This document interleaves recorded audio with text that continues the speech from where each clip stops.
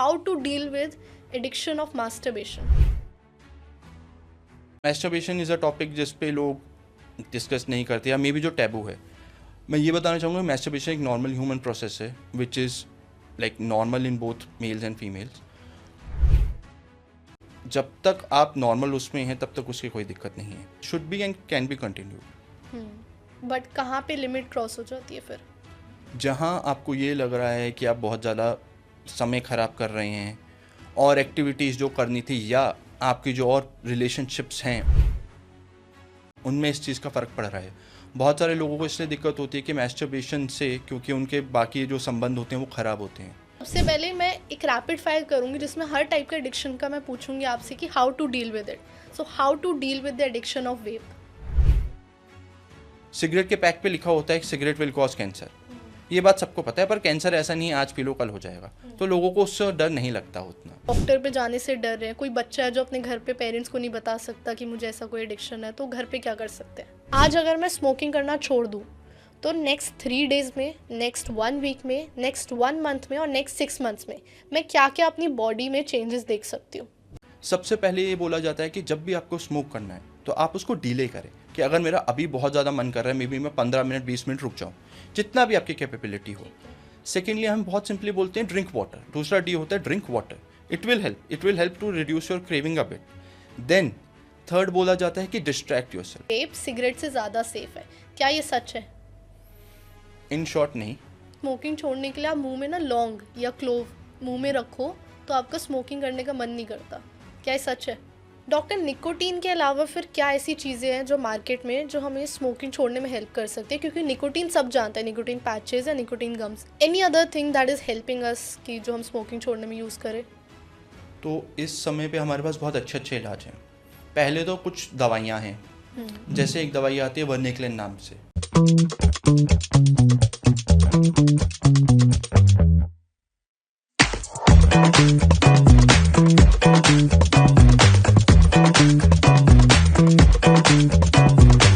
Addiction सिर्फ drugs या alcohol तक सीमित नहीं है. दुनिया में बहुत तरह के एडिक्शन है, जैसे कि porn addiction, gaming addiction, smoking, vaping and a lot more. और ये इतना कॉमन है कि हम जानते भी नहीं है. बट इससे ज़्यादा डेंजरस बात यह है कि हम मानते नहीं है कि हम एडिक्टेड है. And that's why today we have with us a psychiatrist, an addiction psychiatrist from AIIMS Delhi, जिन्होंने हाईएस्ट डिग्री की है यानी कि डीएम कर रखी है इसी टॉपिक पे. और वो रोज़ रियल पेशेंट्स के साथ डील करते हैं और आज आपको समझाएंगे एडिक्शन के बारे में and how to deal with it. Welcome to the Nama talks podcast, doctor Siddharth Sood. We are very glad to have you here. And आज हम जब बात करने वाले हैं एडिक्शन की, तो मैं बिल्कुल डायरेक्टली आपसे पहला क्वेश्चन यही पूछूंगी कि हम एडिक्शन से डील कैसे करें, बिकॉज दिस इज समथिंग जो ऑडियंस देखने आई है आज हमारी. So how to deal with the addiction of vape? So vaping is something जो अभी is illegal in India. But obviously अगर आप ले रहे हैं या किसी को जानते हैं जो लेता हो तो किसी भी क्वालिफाइड डॉक्टर को दिखाएं. वेपिंग ऐसी चीज़ है जो पूरी तरह से ट्रीटेबल है, पर उसका इलाज भी हो सकता है, पर कोई ना कोई क्वालिफाइड साइकाट्रिस्ट चाहिए उसके लिए. सबसे ज़रूरी यही चीज़ है कि रिकॉग्नाइज़ करें कि वेपिंग के बहुत दिक्कतें हैं, बहुत साइड इफ़ेक्ट्स हो सकते हैं. इतना कि इंडियन गवर्नमेंट ने उसे बैन करा हुआ है. तो आप अगर ऐसा है तो ज़रूर इलाज लें. और घर पे बैठे अगर कोई अभी देखना चाहे, चाहे डॉक्टर पे जाने से डर रहे हैं, कोई बच्चा है जो अपने घर पे पेरेंट्स को नहीं बता सकता कि मुझे ऐसा कोई एडिक्शन है, तो घर पे क्या कर सकते हैं? घर पे आप यही कर सकते हैं कि अगर एकदम से आपके लिए रोक पाना मुश्किल हो रहा है कि विड्रॉल्स हो रहे हैं या कोई दिक्कत है, तो धीरे धीरे कम कर सकते हैं आप. धीरे धीरे ग्रेजुअल रिडक्शन हो सकता है. जनरली एडिक्शन में हम ये देखते हैं कि लोगों को लगता है, कभी कभी मोटिवेशन आता है कि एकदम से बंद करते हैं, जो कि हो नहीं पाता, इससे और ज़्यादा दिक्कत होता है. तो ग्रेजुअल टेपरिंग, धीरे धीरे बंद करना ही ठीक रहेगा. ठीक है, नेक्स्ट आते हैं how to deal with addiction of alcohol. So alcohol is मेरे ख्याल से सबसे इम्पोर्टेंट टॉपिक. एल्कोहल ऐसी चीज़ है जिसको हम नॉर्मल मानते हैं कि 1 पैग लगा लिया, 2 पैग लगा लिया. तो सबसे पहले तो ये समझना कि कोई अमाउंट ऑफ एल्कोहल सेफ़ नहीं है. बहुत हमारा ओवर द ईयर्स रिसर्च रहा है फार्मा की तरफ से 90s में 2000s में कि इतनी सेफ़ है, इससे हार्ट के एडवांटेज भी नहीं है. कोई एक ड्रिंक भी सेफ़ नहीं है, यह समझना.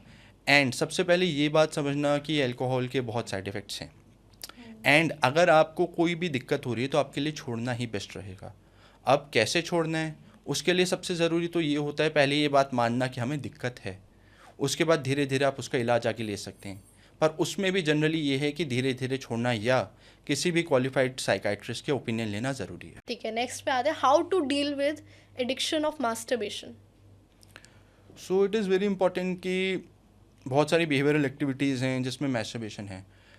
पर से मैस्टरबेशन इज़ अ टॉपिक जिस पे लोग डिस्कस नहीं करते या मे बी जो टैबू है। मैं ये बताना चाहूँगा, मैस्टरबेशन एक नॉर्मल ह्यूमन प्रोसेस है which is like normal in both mails and females.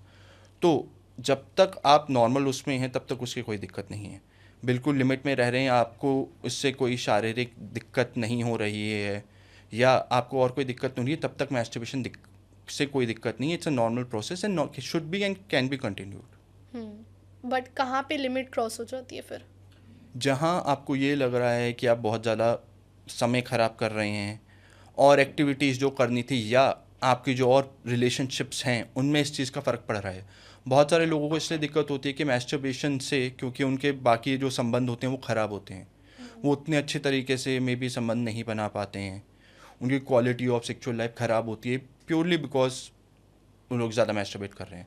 तो जब ऐसा हो रहा हो या आपके पार्टनर ऐसा कंप्लेन करें तो आपको सोचना चाहिए इस बारे में। And what is that one tip you can give to people जो ज़्यादा मास्टरबेट करते हैं एंड उसको रोकना चाहते हैं? आप यही समझें कि ग्रेजुअल रिडक्शन भी करना ज़रूरी है एंड इसका ओवर टर्म ज़्यादा मैस्टरबेशन से बहुत साइड इफेक्ट्स हो सकते हैं, तो धीरे धीरे उसको अपनी फ्रीक्वेंसी कम करें। What is that alternative? जैसे कोई आपके पास पेशेंट आया अभी और कहे मैं मास्टरबेशन नहीं रोक पा रहा, तो आप क्या ऑल्टरनेटिव देंगे सो दैट वो बिहेवियर कम हो सके? ग्रेजुअल रिडक्शन बोलना आसान है, करना मुश्किल है, तो क्या आप ऑल्टरनेटिव देंगे उन्हें? तो इसके लिए इस तरह की थेरेपीज़ होती हैं, जैसे हमें मोटिवेशनल इंटरव्यूइंग बोलते हैं या मोटिवेशनल एनहांसमेंट थेरेपी है, जिससे हम पेशेंट की आंदरूनिक मोटिवेशन बढ़ाते हैं, उसकी हेल्प करते हैं। समझ रहा हूँ कि मेरे लिए यहाँ पे कहना बहुत आसान है कि ये बंद कर दो वो बंद कर दो, एक्चुअल प्रोसेस मुश्किल है। तो क्या क्या उनको दिक्कतें आ सकती हैं केस टू केस बेसिस पे, क्या ऐसे कारण है कि उनको ये कंटिन्यू उनको एक्टिविटी करना पड़ रहा है, क्यों उनको मैस्टरबेट करते रहना पड़ रहा है, ये सब कारण हम देखते हैं, समझते हैं, पर्सनलाइज उस पर केस टू केस बेसिस पर, फिर उस हिसाब से ट्रीट करते हैं। ठीक है, तो अब आते हैं गेमिंग पे। तो गेमिंग के एडिक्शन से कैसे डील करें? तो गेमिंग एडिक्शन एक बिहेवियर एडिक्शन है जो अभी ICD-11 में एज डायग्नोसिस माना गया है, राइट। जैसे अल्कोहल यूज डिसऑर्डर हो सकते हैं, अल्कोहल एडिक्शन है, वैसे ही गेमिंग है। तो ये बहुत ज़रूरी बात है ये बात समझना। पर किसी भी चीज़ में कोई भी एडिक्शन हो, चाहे वो गेमिंग हो या गैम्बलिंग हो, जिसे ICD ने भी माना है, जब आपकी क्वालिटी ऑफ लाइफ ख़राब होने लग जाए, कोई डिस्फंक्शन आए, चाहे वो आपके करियर में हो, आपके एजुकेशन में हो या आपके पर्सनल रिलेशनशिप में हो, इनमें से कुछ भी हैम्पर होने लग जाए, तब आपको ये सोचना शुरू कर देना चाहिए कि ये एक तरह की बिहेवियर एडिक्शन है, मुझे भी हो सकती है, मुझे इसके लिए इलाज लेना चाहिए। एंड इसमें भी पहले हमें ये बात मानना कि ये एक दिक्कत है, हमेशा पहला स्टेप होता है। गेमिंग में भी आपको ये बात समझनी पड़ेगी कि अब ये नॉर्मल गेमिंग नहीं रह गई है, ये एक एडिक्शन है और इसका मुझे इलाज लेना चाहिए। बट अगर लेट्स से मेरे घर में कोई इंसान है जो गेमिंग नहीं छोड़ पा रहा, पूरी पूरी रात अगर वो इंसान गेमिंग कर रहा है एंड उसके बिना उसे अच्छा लगना बंद हो जाता है और बिना गेमिंग के वो चिड़चिड़ हो जाता है अपने घर वालों के साथ। I think this is a common behaviour we see in gaming addiction. अब उसको छोड़ना है, before they can consult an expert और come to anybody for help. अभी कोई गेमिंग एडिक्शन किसी को लग रहा है उसको है, तो क्या करे, कैसे छोड़े वो हैबिट्स को, स्टार्ट कैसे करे छोड़ना, now that he is accepted कि मुझे गेमिंग एडिक्शन है? पहला स्टेप अगर ये हो गया है कि पेशेंट ने एक्सेप्ट कर लिया, बहुत अच्छी बात है।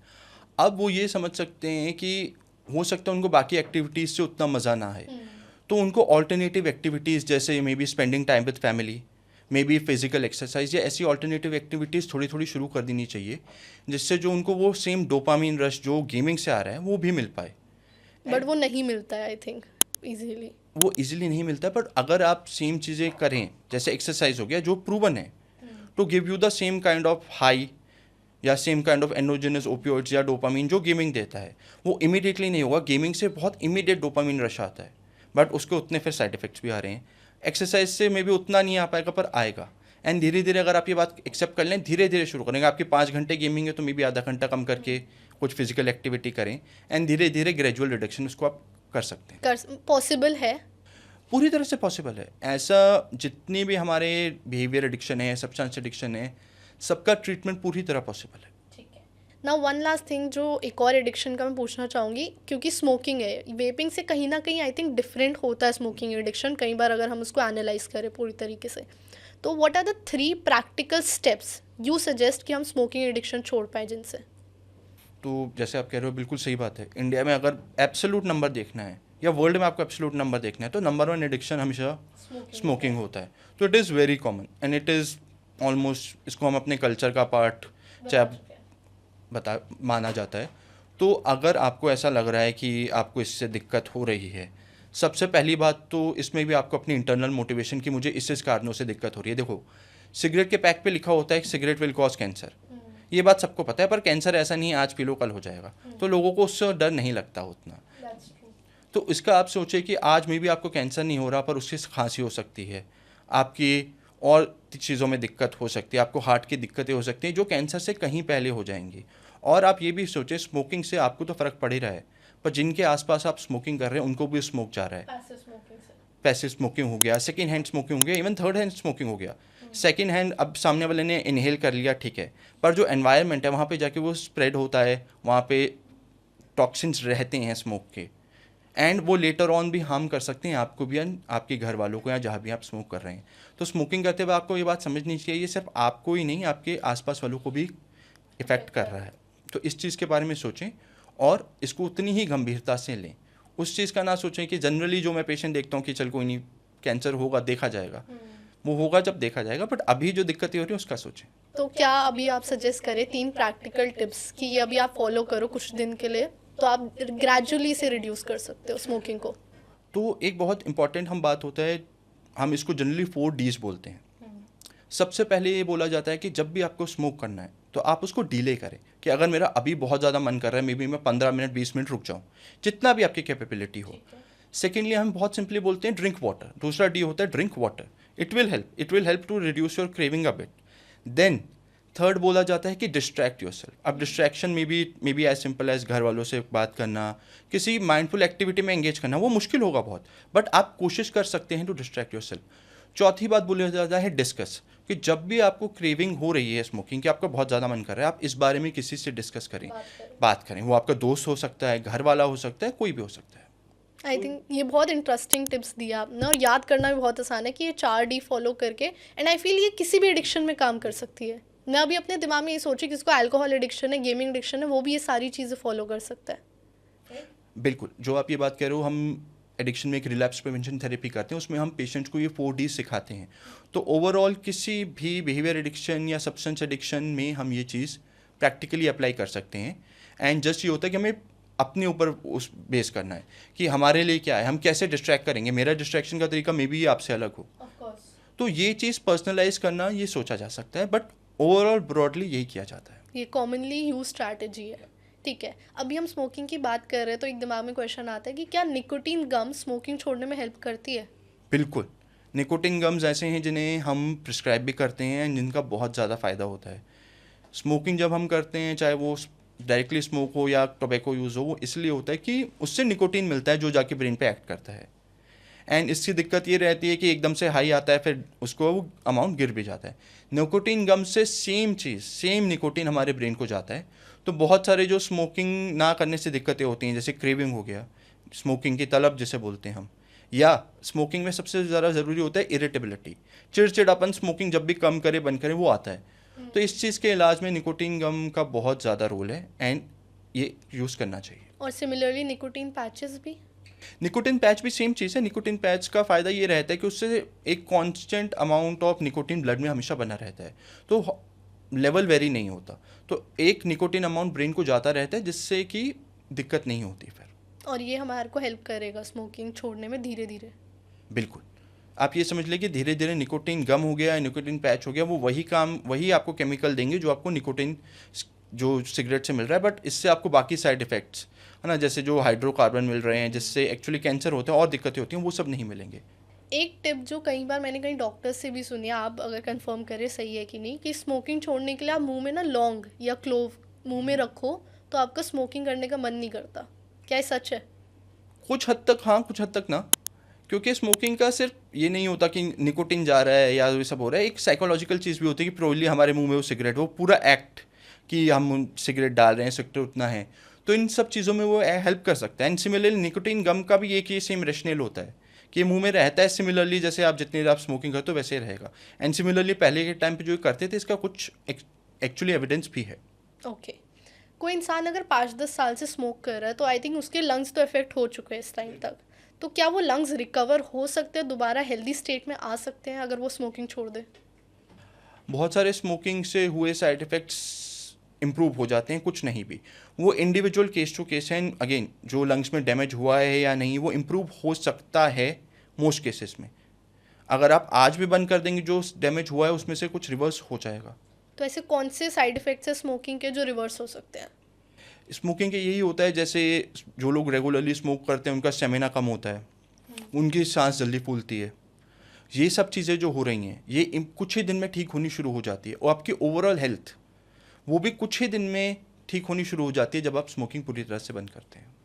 डॉक्टर, निकोटीन के अलावा फिर क्या ऐसी चीज़ें हैं जो मार्केट में जो हमें स्मोकिंग छोड़ने में हेल्प कर सकती है? क्योंकि निकोटीन सब जानते हैं, निकोटीन पैचेस या nicotine gums, any other thing that is helping us कि जो हम स्मोकिंग छोड़ने में यूज़ करें? तो इस समय पे हमारे पास बहुत अच्छे अच्छे इलाज हैं। पहले तो कुछ दवाइयाँ हैं, जैसे एक दवाई आती है वर्निक्लिन नाम से, उसका बहुत अच्छा रिस्पॉन्स आता है। सिमिलरली एक दूसरी दवाई आती है बुप्रोपियोन, उसका भी थोड़ा अच्छा रिस्पॉन्स है। निकोटिन रिप्लेसमेंट थेरेपी, पैच हो गया, गम्स हो गया, उसकी हमने बात कर ली। लोजेंजेस भी आती हैं, वो भी ट्राई करे जा सकते हैं। इसी तरह की 2-3 अलग अलग दवाइयाँ और आती हैं जो स्मोकिंग छोड़ने में हेल्प कर सकती हैं। पर ये सब दवाइयाँ ओवर द काउंटर नहीं हैं, ये प्रिस्क्रिप्शन मेडिसिन्स हैं जिसे कोई रिस्पेक्टिव साइकाइट्रिस्ट ही लिख सकता है। तो इसके बारे में आप ज़रूर पढ़ें। नाम वर्निक्लिन हो गया, बुप्रोपियोन हो गया, जो कि ट्राई करी जाती हैं, यूज़ करी जाती हैं, जिसे हम प्रिस्क्राइब करते हैं। ये दवाइयाँ लेने से स्मोकिंग करने का मन नहीं करता? ये दवाइयाँ लेने से स्मोकिंग करने का मन कम करता है, जो क्रेविंग होती है वो कम होती है, एंड मोर इम्पॉर्टेंटली जो विड्रॉल आता है, जैसे इरिटेबिलिटी हो गया, या बहुत लोग ये कंप्लेन करते हैं कि हम स्मोकिंग नहीं करेंगे तो हम फोकस नहीं कर सकते, कॉन्सेंट्रेट नहीं कर सकते। इन सब चीज़ों में भी ये दवाइयाँ हेल्प करती हैं। ठीक है, तो अगर वो किसी साइकेट्रिस्ट के पास जाएं और ये दवाइयाँ लिखे तो इट्स गुड फॉर देम, जो उन्हें हेल्प करेगा। बिल्कुल। ठीक है, one more question about smoking, जो एक ऑडियंस अगर देख रहे हो किसी को स्मोकिंग एडिक्शन है तो वो समझ पाए। आज अगर मैं स्मोकिंग करना छोड़ दूँ तो नेक्स्ट 3 डेज़ में, नेक्स्ट 1 वीक में, नेक्स्ट 1 मंथ में और नेक्स्ट 6 मंथ्स में मैं क्या क्या अपनी बॉडी में चेंजेस देख सकती हूँ? सबसे पहले जो चेंज आता है ये होता है कि कार्बन मोनोऑक्साइड के लेवल्स कम होते हैं। उससे प्रैक्टिकली ये देखा जाएगा कि आपका जो टेस्ट है and your ability to smell that improves as soon as maybe 1 day 3 days and within week, जो कि बहुत इंपॉर्टेंट बात है। देन क्योंकि और आपका स्टेमिना इंप्रूव हो रहा है, आपको ज़्यादा oxygen different parts of body में जा रही है, चाहे वो हार्ट हो गया, ब्रेन हो गया, तो आपका स्टेमिना, आपकी ओवरऑल हेल्थ इंप्रूव होती है, विच starts may be with in 1 week to 1 month। तो आप ओवरऑल बेटर फील करना शुरू करते हैं। एंड ऐसा बोला जाता है रिसर्च स्टडीज़ में, आफ्टर स्मोकिंग इज स्टॉप्ड 1 साल के बाद आपके जो हार्ट की हेल्थ है वो भी इंप्रूव होती है। ऐसा माना जाता है 40% केसेस में, और बहुत ज़्यादा अच्छा इंप्रूवमेंट हार्ट की हेल्थ में देखा जाता है स्मोकिंग बंद करने के बाद। ठीक है, एंड व्हाट इज़ लाइक, हमने आपने 3-4 दिन की बताया और 1 साल के बताया, बट बीच के पीरियड में और कोई चेंजेस जो हम देख सकते हैं? बीच के पीरियड में मोस्टली यही देखा जाता है कि धीरे धीरे चीज़ें बेटर होती हैं। अगर आज आप इतना चल पा रहे हैं सांस फूलने से पहले, तो धीरे धीरे बढ़ता है, धीरे धीरे आपकी एबिलिटी बढ़ती है बहुत सारी चीज़ें करने की, चाहे वो आपका काम हो गया, एंड इवन डायरेक्टली इनडायरेक्टली आपकी जो रिलेशनशिप की क्वालिटीज़ है जो कि स्मोकिंग के कारण मे भी हैम्पर हो रही हूँ, वो भी इंप्रूव होती हैं। लोग कहीं ना कहीं मानते हैं कि स्मोकिंग करने से लंग्स ख़राब होते हैं, बट और जैसे कि मूवीज़ में दिखाया जाता है धूम्रपान सेहत के लिए हानिकारक है और उसमें सारा लंग कैंसर एंड ऑल दिखाते हैं, बट हार्ट, वहाँ पे बोला जाता है कि हार्ट को भी अफेक्ट करता है। किस वे में स्मोकिंग हमारे हार्ट से रिलेटेड है फिर, और क्या ये परमानेंट डैमेज कर देता है? सो ये आपने बहुत अच्छा सवाल पूछा। नॉर्मली हम ये सोच रहे हैं हम स्मोक कर रहे हैं, स्मोक लंग्स में जा रहा है तो वहीं पे जो भी डैमेज होना है, ऐसा नहीं है। एंड इवन अगर आप सिगरेट के पैक देखें उस पर कैंसर की फ़ोटो बना देंगे, स्मोकिंग कॉजेज कैंसर, तो हमें सब लगता है कि यार कैंसर यहाँ हो रहा है, मुंह का कैंसर दिखा देते हैं, ऐसा नहीं है। जब आप स्मोक ले रहे हैं वो आपके लंग्स के थ्रू पूरे शरीर में जा रहा है, जो हाइड्रोकार्बन होते हैं वो हर जगह जाते हैं, आप ये बात समझ लें। अब वो आपकी किडनी को भी अफेक्ट करेंगे, वो आपके ब्लैडर को भी करेंगे, वो आपके शरीर के जहाँ भी शरीर में खून जा रहा है वहाँ इफेक्ट करेंगे। अब हार्ट का क्या होता है, जब हम स्मोकिंग करते हैं उससे हमारा हार्ट रेट बढ़ता है, उससे हमारा ब्लड प्रेशर बढ़ता है। तो आप ये समझ लीजिए जितने टाइम आप करते रहेंगे स्मोकिंग वो बढ़ा रहेगा, एंड लॉन्ग टर्म जो रहेगा इससे डैमेज हार्ट में होता ही होता है। इसे बहुत सिंपल टर्म्स में बोलते हैं कि सिंपैथेटिक एक्टिविटी बढ़ जाती है। हम बहुत बार ये बात करते हैं कि हमें जब रिलैक्स होना है तो पैरासिम्पैथेटिक एक्टिविटी बढ़ानी है, स्मोकिंग से सिंपैथेटिक एक्टिविटी बढ़ती है। हार्ट में ये सब दिक्कतें आ सकती हैं। लॉन्ग टर्म में बहुत सारी हार्ट की ऐसी बीमारियाँ जैसे हार्ट अटैक, इन सब का कारण भी स्मोकिंग होता है। तो जब इसके रिस्पेक्टिव डॉक्टर्स का इलाज करते हैं तो हमेशा बोला जाता है कि अब आप स्मोकिंग बंद कर दें। वो इसी कारण से है कि हार्ट पे भी इफेक्ट्स हो रहा है। सिमिलरली जो कैंसर चाहे मुंह का दिखा देते हैं, पर बहुत सारे अलग तरह के कैंसर है जो कि प्रूवन है कि स्मोकिंग के कारण हो रहे हैं। मैं आपको ये कहूँगा, जैसे ब्लैडर कैंसर हो गया, ब्लैडर कैंसर अब स्मोकिंग से। अब आप सोचें कहाँ शरीर में कहाँ ब्लैडर है और कहाँ हम सिगरेट ले रहे हैं।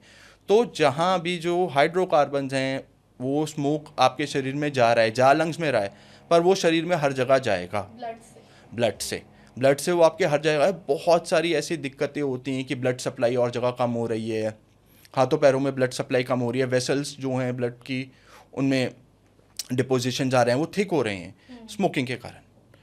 और हर चीज़ बॉडी का हर पार्ट जो आप सोच सकते हैं उस पर कुछ ना कुछ इफेक्ट होता ही है।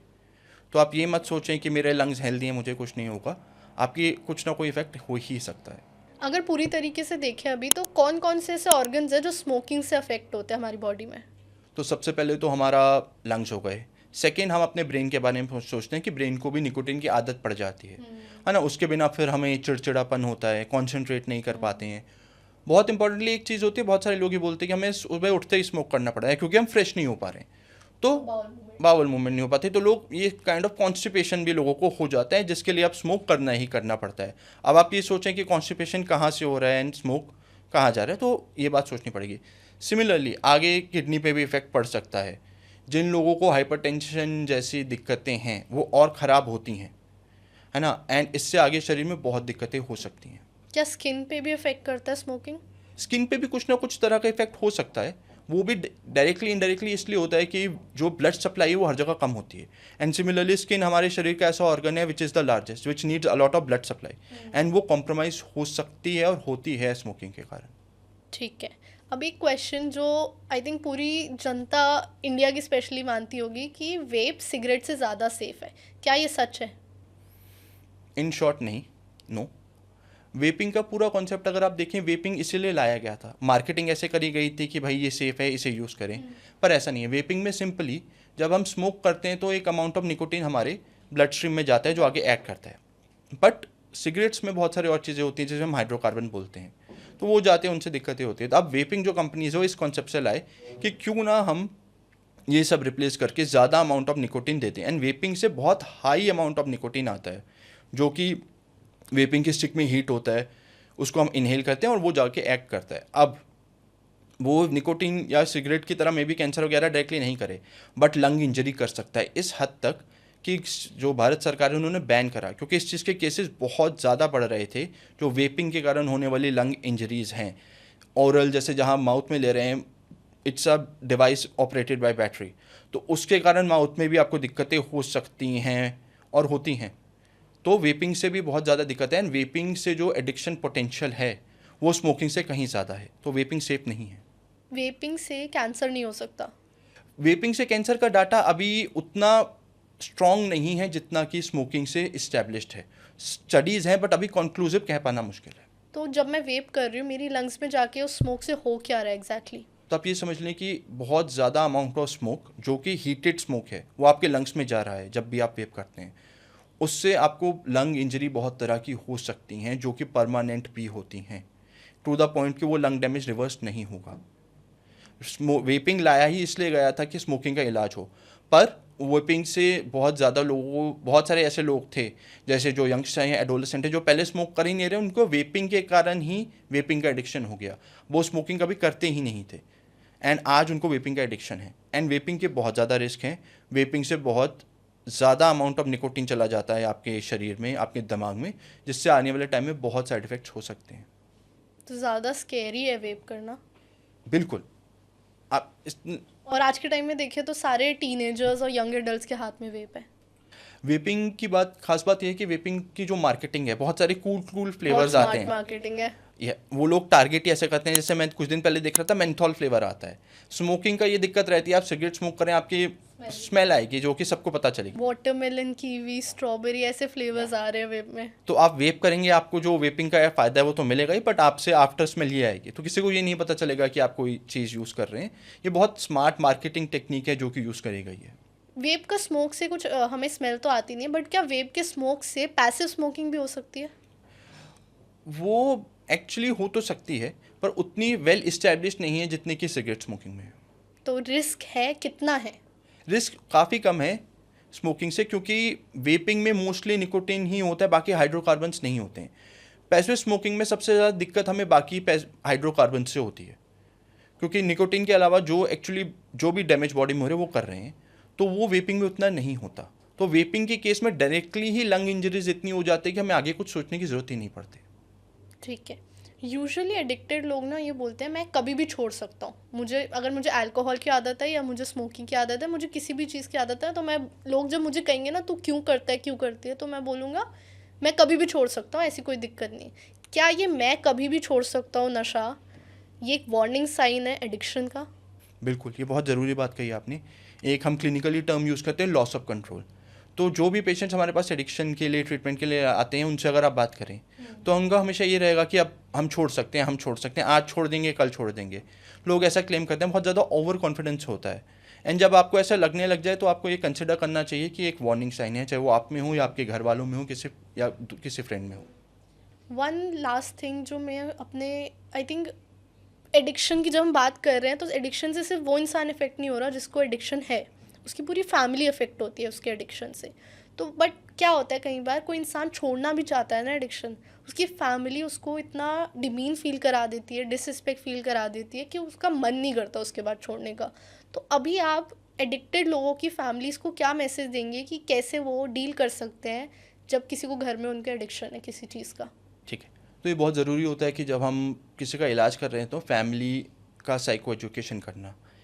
सबसे पहले पेशेंट को और फैमिली को बात समझनी है कि एडिक्शन चाहे किसी भी चीज़ का हो, चाहे अल्कोहल हो, सिगरेट हो, it's a chronic disorder like any other disorder. जैसे डायबिटीज़ हो गया, हाइपरटेंशन हो गया, बीमारी है ये। बीमारी है, उसी तरीके की बीमारी है जैसे ये बीमारियां हैं। तो जब अगर आपके किसी फैमिली मेम्बर को बीपी की दिक्कत है तो उसको आप एक दिक्कत मानेंगे, इलाज कराएंगे, खुद भी और फैमिली का भी सोचेंगे, आप उनको आप क्रिटिसाइज़ नहीं करेंगे।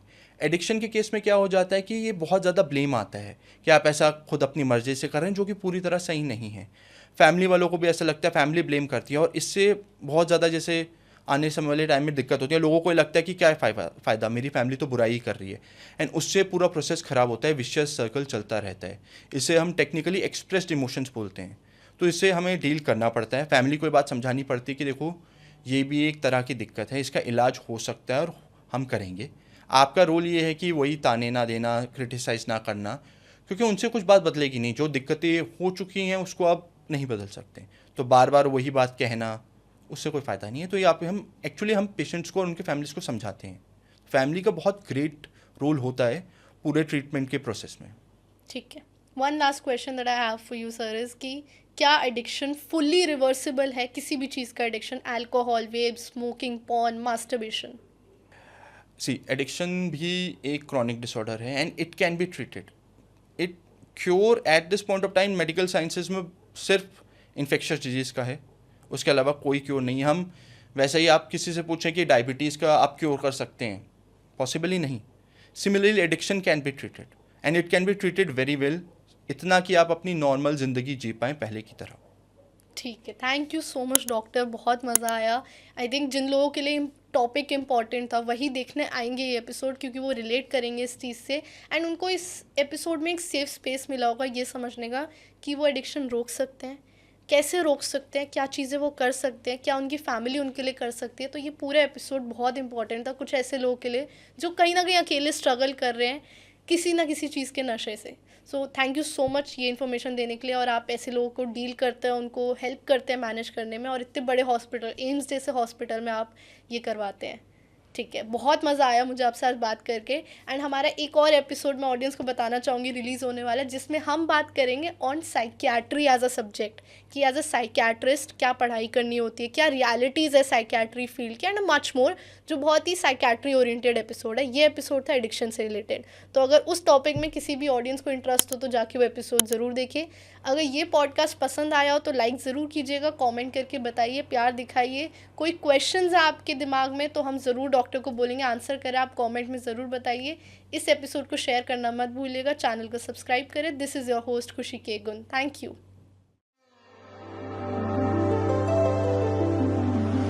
रख दे तू कोई दिल विच गल्ला, रब दिया बंदिया तू सब जाने, अपने अंदर लेके तुरदा, क्यों फिक्रां विच पल तू गवावें। ले जा कुछ राज तेरे कट अपने लिए तू समा